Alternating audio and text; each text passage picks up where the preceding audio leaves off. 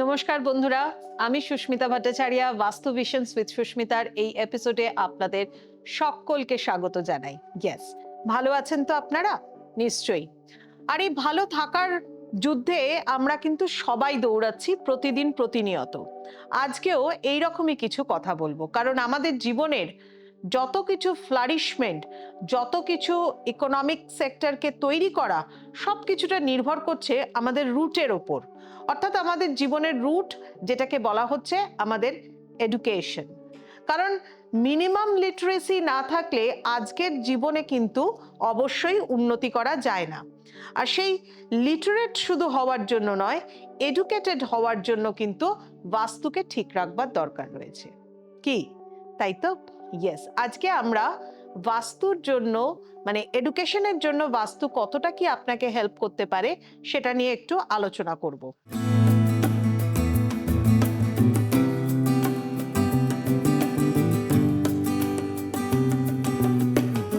বাড়িতে যাদের স্টুডেন্ট রয়েছে, ছেলেমেয়েরা রয়েছে যারা পড়াশোনার সাথে যুক্ত, সে যদি ক্লাস 1, 2, 3, 4-এ পড়ে, বা যদি তারপরে 9, 10-এ পড়ে, কি 11, 12-এ পড়ছে, বা হয়তো গ্র্যাজুয়েশন লেভেলে রয়েছে, বা আফটার গ্র্যাজুয়েট সে হয়তো হায়ার স্টাডিজ করতে চাইছে, এই রকমও যদি কোনো কিছু হয়, সেক্ষেত্রেও আপনি কিভাবে আপনার বাস্তুকে ঠিক রাখবেন?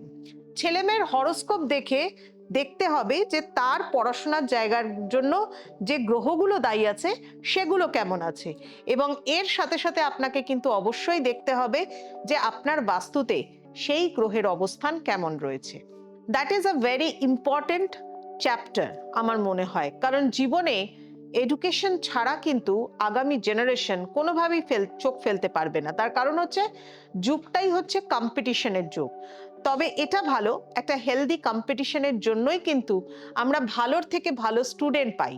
আগামী জীবনে টেকনোলজিক্যালি আমরা আরো কত ভালো থাকতে পারি, বা হেলথ ওয়াইজ আরো কত ভালো থাকতে পারি, সেটা কিন্তু আমাদের আগামী জেনারেশনের প্রভাবের দ্বারাই কিন্তু নির্ভর করছে। কি তাই তো? অনেক ডিপ একটা কথা বলে ফেললাম, আপনারাও হয়তো চিন্তা ভাবনা করছেন। ইয়েস, অবশ্যই চিন্তা করবার বিষয়।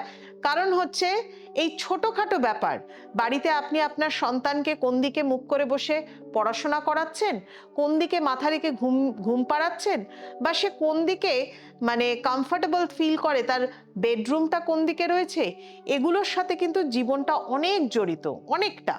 কারণ কোনোটাই কিন্তু আমরা এরকম ধরনের ভাববেন না, বা সুস্মিতাকে যারা মোটামুটি ভাবে এত বছর ধরে চিনে এসেছেন তারা জানেন, সায়েন্সকে বাকি রেখে মানে বিজ্ঞানকে ফেলে রেখে বা লজিককে বাকি রেখে কোনো কথাই কিন্তু আমি কখনো বলি না। প্রত্যেকটা জিনিসের পেছনে কিন্তু একটা সায়েন্টিফিক তথ্য রয়েছে। তবে হ্যাঁ, অনেক কিছু থাকে, যেমন আমাদের বিভিন্ন ধরনের রিচুয়ালস থাকে, বিভিন্ন মাইথোলজিক্যাল ওয়ে থাকে, বিভিন্ন ধরনের রিলিজিয়াস কিছু ব্যাপার থাকে, যেগুলোর সাথে কিন্তু আমাদের এই বাস্তু জড়িত, সমস্ত কিছু জড়িত, এবং আমাদের ওয়েটাও জড়িত।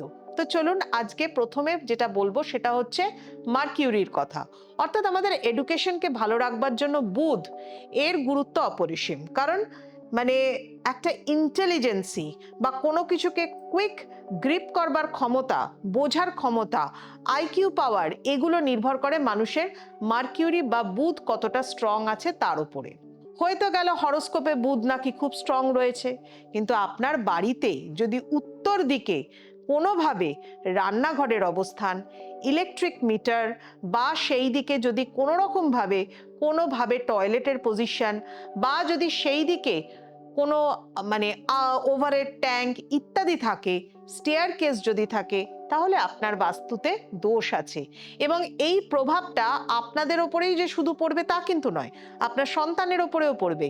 তার কিন্তু এই মানে পড়াশোনার যে জায়গাটা, অর্থাৎ তার আইকিউ লেভেল বলুন, তার সমস্ত কিছু গ্রিপ করবার ক্ষমতা বলুন, অর্থাৎ তার ইনপুটের যে জায়গাটা, সেটাতে কোথাও একটা ঘাটতি শুরু হবে।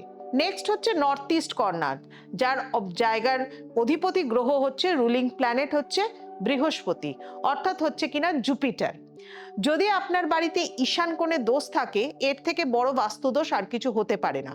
সাধারণত অ্যাজ এ বাস্তু কনসালটেন্ট আমি বলবো এটার কোনো মানে মানে কোনো পদ্ধতি নেই এটাকে ঠিক করবার মতো। প্রথম কথা পুরোপুরি ঠিক করবার মতো, তার জন্য ডেমলিশ করাটাই হচ্ছে বেটার। বাট যদি এটার থেকেও বেরিয়ে আসতে থাকে, তার জন্য কিছু কিছু রেপ্লিকার প্রয়োগ, হেলিক্সের প্রয়োগ অবশ্যই করা যেতে পারে। ঈশান কোণ যাদের বাড়িতে ডিস্টার্ব থাকবে, স্লোপিং থাকবে, ডাউন থাকবে, মানে সেই জায়গাটা ডাউন ইন দ্য সেন্স হচ্ছে সেখানে যদি কোনো রকম ভাবে কোনো বাস্তু ফল থাকে, তাহলে আপনার বাড়িতে আপনার বিভিন্ন ধরনের অশান্তি ইত্যাদির সাথে সাথে অর্থনৈতিক ক্ষয়ক্ষতির সাথে সাথে আপনার সন্তানের উইজডমের জায়গাটা, হায়ার স্টাডিজের জায়গাটাও কিন্তু নষ্ট হবে। নেক্সট হচ্ছে চন্দ্রের অবস্থান। আপনার বাস্তুতে চন্দ্রের অবস্থান কোথায়? চন্দ্রের অবস্থান হচ্ছে আপনার বাড়িতে নর্থ ওয়েস্ট কর্নার, অর্থাৎ বায়ুকোণ। সাধারণত বায়ুকোণটাকে আমরা সবাই একটু ইগনোর করি। ওই দিকে টয়লেটের পজিশন, ওই দিকে গার্বেজ রাখার জায়গা, ওই দিকে স্টেয়ার কেস, ওই দিকে সব রাখলাম। জানেন, নর্থ ওয়েস্ট পজিশনকে, মানে নর্থ ওয়েস্ট কর্নারকে স্ট্রং রাখার দরকার আজকের যুগে খুব বেশি। কারণ আজকের যুগটাই হচ্ছে সোশ্যাল মিডিয়ার যুগ। আর এই সোশ্যাল মিডিয়া মানে হচ্ছে টোটাল একটা নেট, একটা ওয়েব, একটা জালের মতো। আর এই নেট বা জাল, যেটাকে কমিউনিকেশন বলা হয়, সেটাকে স্ট্রং রাখতে পারে হচ্ছে নর্থ ওয়েস্ট। আপনার বাস্তুর মধ্যে নর্থ ওয়েস্ট কর্নার। তো এই নর্থ ওয়েস্টের অধিপতি গ্রহকে চন্দ্র, এখানকার রুলিং প্ল্যানেট হচ্ছে চন্দ্র।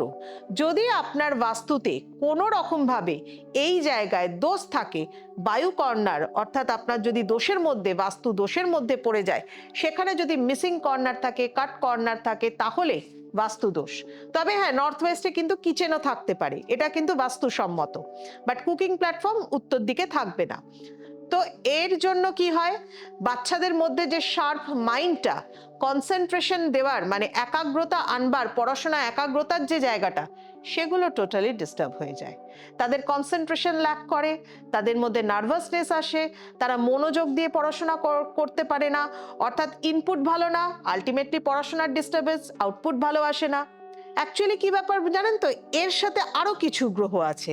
আমি একটু যদি ডিপলি আলোচনা করি, তাহলে বলবো, একটা বাড়িতে যদি উত্তর আর দক্ষিণ এই দুটো সেক্টর দোষের থাকে, সেই বাড়িতেও ডিস্টারবেন্স আসে পড়াশোনার।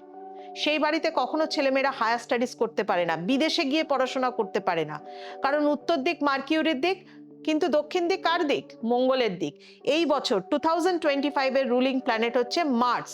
মার্স যদি আপনার বাড়িতে খারাপ থাকে, মানে সেই স্টুডেন্টের কিন্তু, মানে তারা ট্র্যাকে হাঁটতে পারে না, তারা ফোকাসড হতে পারে না, তারা অন্যদিকে ডিস্ট্র্যাক্ট হয়ে যায়। তো এই গ্রহ প্ল্যানেট যেরকম আমাদের হরোস্কোপের মধ্যে জরুরি, সেরকম আপনার বাস্তুতেও জরুরি। কয়েকটা পয়েন্ট আপনাদের জন্য এই কারণে বলে রাখি, যাদের দোষ আছে, দোষগুলোকে বাস্তুসম্মতভাবে কাটাতে হবে। তবে হ্যাঁ, স্টাডি টেবিল কোন দিকে করবেন, উত্তর দিকে বা পূর্ব দিকে। যে ঘরে আপনার সন্তান পড়াশোনা করে, তার কালার করুন সুদিং কালার, গ্রোথের কালার, যেমন হচ্ছে green colour. Colour of infinity হচ্ছে ব্লু, সেই কালারও করতে পারেন স্টুডেন্টের রুমে, বাট গ্রে আর ব্ল্যাক একদম নয়।